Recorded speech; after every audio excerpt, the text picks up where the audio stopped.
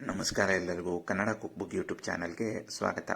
ಇವತ್ತಿನ special wedding style tomato Pappu ಜೊತೆಗೆ super tasty ದಿಢೀರಾಗಿ ಮಾವಿನಕಾಯಿ ಉಪ್ಪಿನಕಾಯಿ. ಈ ರೆಸಿಪಿಯನ್ನು ಇಲ್ಲಿ ತೋರಿಸಿರೋ ಹಾಗೆ ಸ್ಟೆಪ್ಸ್ಗಳನ್ನು ಕರೆಕ್ಟಾಗಿ ಕೊನೆವರೆಗೂ ಫಾಲೋ ಮಾಡಿದರೆ ಮದುವೆ ಮನೆಗಳಲ್ಲಿ ಮಾಡಿ ಬಡಿಸುವಂತಹ ತುಂಬಾ ರುಚಿಯಾಗಿ ನೀವು ಯಾವಾಗ ಈ ರೆಸಿಪಿಯನ್ನು ಹೀಗೆ ಮಾಡಿದರೂ ದ ಬೆಸ್ಟ್ ಟೊಮ್ಯಾಟೊ ಪಪ್ಪುವನ್ನು ಅನುಭವಿಸ್ತೀರಾ. ಇದಕ್ಕೆ ಎರಡು ಮಾತೇ ಇಲ್ಲ. ಜೊತೆಗೆ ಸ್ಪೈಸಿಯಾಗಿ ಸಖತ್ತಾಗಿರುವಂತಹ ದಿಢೀರ್ ಮಾವಿನಕಾಯಿ ಉಪ್ಪಿನಕಾಯಿ.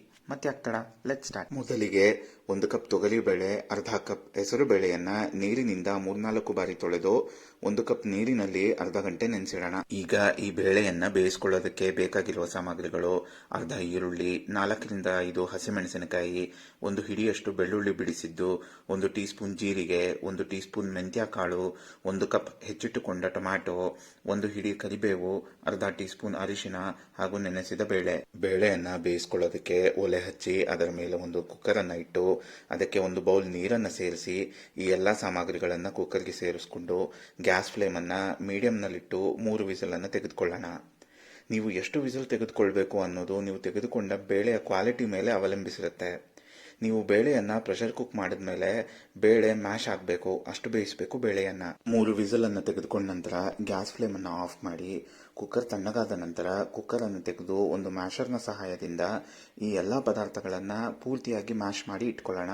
ಈಗ ಈ ಪಪ್ಪುಗೆ ಒಗ್ಗರಣೆ ಹಾಕೊಳ್ಳೋದಕ್ಕೆ ಬೇಕಾಗಿರುವ ಸಾಮಗ್ರಿಗಳು: 1 ದೊಡ್ಡ ಗಾತ್ರದ ಈರುಳ್ಳಿ ಸಣ್ಣಗೆ ಹೆಚ್ಚಿದ್ದು, 5-6 ಒಣಮೆಣಸಿನಕಾಯಿ ಕಟ್ ಮಾಡಿ ಇಟ್ಕೊಂಡಿದ್ದು, ಅರ್ಧ ಹಿಡಿ ಕರಿಬೇವು, 2 ಟೇಬಲ್ ಸ್ಪೂನ್ ಸಣ್ಣಗೆ ಹೆಚ್ಚಿದ್ದ ಬೆಳ್ಳುಳ್ಳಿ, 1 ದೊಡ್ಡ ಗಾತ್ರದ ಟೊಮ್ಯಾಟೊ ಸಣ್ಣಗೆ ಹೆಚ್ಚಿದ್ದು, 3 ಟೇಬಲ್ ಸ್ಪೂನ್ ಅಡುಗೆ ಎಣ್ಣೆ, 1 ಟೀ ಸ್ಪೂನ್ ಜೀರಿಗೆ, 1 ಟೀ ಸ್ಪೂನ್ ಸಾಸಿವೆ ಹಾಗೂ 2 ಟೇಬಲ್ ಸ್ಪೂನ್ ಉಪ್ಪು.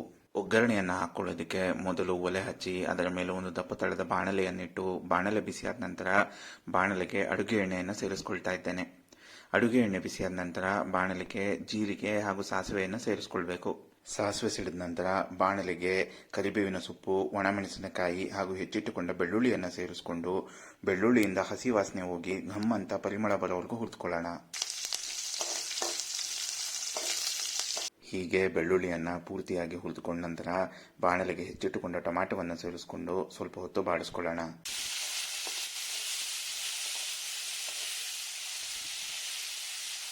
ಹೀಗೆ ಟೊಮ್ಯಾಟೊವನ್ನು ಬಾಡಿಸ್ಕೊಂಡ ನಂತರ ಬಾಣಲೆಗೆ ಹೆಚ್ಚಿಟ್ಟುಕೊಂಡ ಈರುಳ್ಳಿಯನ್ನು ಸೇರಿಸಿಕೊಂಡು ಕಲಸಿ ಈರುಳ್ಳಿ ಬೇಗ ಬೇಯೋದಕ್ಕೋಸ್ಕರ 1 ಟೇಬಲ್ ಸ್ಪೂನ್ ಉಪ್ಪನ್ನು ಸೇರಿಸಿಕೊಂಡು ಗ್ಯಾಸ್ ಫ್ಲೇಮನ್ನು ಹೈನಲ್ಲಿಟ್ಟು ಟೊಮ್ಯಾಟೊ ಅದರ ಸಿಪ್ಪೆ ಬಿಡೋವರೆಗೂ ಬಾಡಿಸ್ಕೊಳ್ಬೇಕು.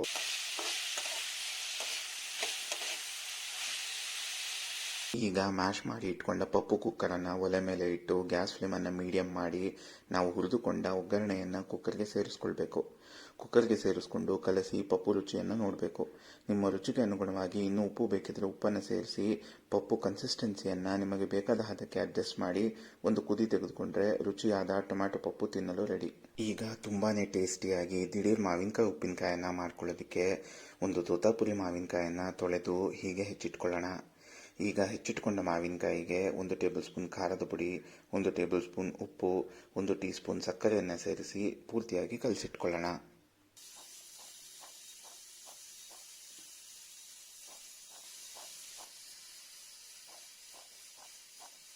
ಈಗ ಈ ಉಪ್ಪಿನಕಾಯಿಗೆ ಒಗ್ಗರಣೆಯನ್ನು ಹಾಕೊಳ್ಳೋದಕ್ಕೆ ಬೇಕಾಗಿರುವ ಸಾಮಗ್ರಿಗಳು: 1/4 ಕಪ್ ಜಜ್ಜಿದ ಬೆಳ್ಳುಳ್ಳಿ, ಅರ್ಧ ಹಿಡಿ ಕರಿಬೇವು, 1/4 ಟೀ ಸ್ಪೂನ್ ಅರಿಶಿನ, 1 ಟೀ ಸ್ಪೂನ್ ಸಾಸಿವೆ, 2 ಟೇಬಲ್ ಸ್ಪೂನ್ ಅಡುಗೆ ಎಣ್ಣೆ ಹಾಗೂ ಖಾರ ಹಾಗೂ ಉಪ್ಪನ್ನು ಸೇರಿಸಿದ ಮಾವಿನಕಾಯಿ. ಉಪ್ಪಿನಕಾಯಿಗೆ ಒಗ್ಗರಣೆಯನ್ನು ಹಾಕೊಳ್ಳೋದಕ್ಕೆ ಮೊದಲು ಒಲೆ ಹಚ್ಚಿ ಅದರ ಮೇಲೆ ಒಂದು ದಪ್ಪ ತಳದ ಬಾಣಲೆಯನ್ನಿಟ್ಟು ಬಾಣಲೆ ಬಿಸಿಯಾದ ನಂತರ ಬಾಣಲೆಗೆ ಅಡುಗೆ ಎಣ್ಣೆಯನ್ನು ಸೇರಿಸಿ ಅಡುಗೆ ಎಣ್ಣೆ ಬಿಸಿಯಾದ ನಂತರ ಬಾಣಲೆಗೆ ಸಾಸಿವೆಯನ್ನು ಸೇರಿಸ್ಕೊಳ್ತಾ ಇದ್ದೇನೆ. ಸಾಸಿವೆ ಸಿಡಿದ ನಂತರ ಬಾಣಲೆಗೆ ಕರಿಬೇವು ಹಾಗೂ ಜಜ್ಜಿಟ್ಟುಕೊಂಡ ಬೆಳ್ಳುಳ್ಳಿಯನ್ನು ಸೇರಿಸ್ಕೊಂಡು ಬೆಳ್ಳುಳ್ಳಿಯಿಂದ ಹಸಿ ವಾಸನೆ ಹೋಗುವವರೆಗೂ ಹುರಿದುಕೊಳ್ಳೋಣ. ಹೀಗೆ ಬೆಳ್ಳುಳ್ಳಿಯನ್ನು ಹುರಿದುಕೊಂಡ ನಂತರ ಬಾಣಲೆಗೆ ಅರಿಶಿನವನ್ನು ಸೇರಿಸ್ಕೊಳ್ಬೇಕು. ಅರಿಶಿನವನ್ನು ಸೇರಿಸ್ಕೊಂಡು ಕಲಸಿ ಗ್ಯಾಸ್ ಫ್ಲೇಮನ್ನು ಆಫ್ ಮಾಡಿ ಬಾಣಲೆಗೆ ಹೆಚ್ಚಿಟ್ಟುಕೊಂಡ ಮಾವಿನಕಾಯಿಯನ್ನು ಸೇರಿಸ್ಕೊಂಡು ಕಲಸ್ಕೊಂಡ್ರೆ ತುಂಬಾನೇ ರುಚಿಯಾಗಿರುವಂತಹ ದಿಢೀರ್ ಮಾವಿನಕಾಯಿ ಉಪ್ಪಿನಕಾಯಿ ತಿನ್ನಲು ರೆಡಿ.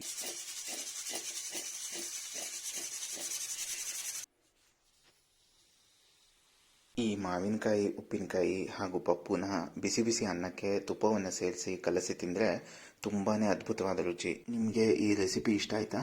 ಹಾಗಿದ್ರೆ ಈ ರೆಸಿಪಿಯನ್ನು ಟ್ರೈ ಮಾಡಿ ಹೇಗೆ ಬಂತು ಅಂತ ನಮಗೆ ಕಮೆಂಟ್ ಮಾಡಿ ತಿಳಿಸಿ. ಹಾಗೂ ನೀವು ಟ್ರೈ ಮಾಡಿದ ರೆಸಿಪಿಯ ಫೋಟೋವನ್ನು ನಮ್ಮ ಇನ್ಸ್ಟಾಗ್ರಾಮ್ ಐಡಿಗೆ ಟ್ಯಾಗ್ ಮಾಡಿ ಕಳಿಸಿ. ನೀವು ಟ್ಯಾಗ್ ಮಾಡಿದ ಫೋಟೋವನ್ನು ನಾವು ನಮ್ಮ ಚಾನಲ್ನಲ್ಲಿ ಹಾಕ್ತೇವೆ. ಹಾಗೂ ಈ ಕೂಡಲೇ ಕನ್ನಡ ಕುಕ್ ಬುಕ್ ಯೂಟ್ಯೂಬ್ ಚಾನಲನ್ನು ಸಬ್ಸ್ಕ್ರೈಬ್ ಮಾಡಿ, ಲೈಕ್ ಮಾಡಿ, ಶೇರ್ ಮಾಡಿ ಹಾಗೂ ಕಮೆಂಟ್ ಮಾಡಿ. ನಾವು ಪ್ರತಿದಿನ ನಮ್ಮ ಚಾನಲ್ನಲ್ಲಿ ಹೊಸ ರೆಸಿಪಿಯನ್ನು ಶೇರ್ ಮಾಡ್ತಾ ಇರ್ತೇವೆ. ಈ ವಿಡಿಯೋವನ್ನು ನೋಡಿದ್ದಕ್ಕೆ ಧನ್ಯವಾದಗಳು.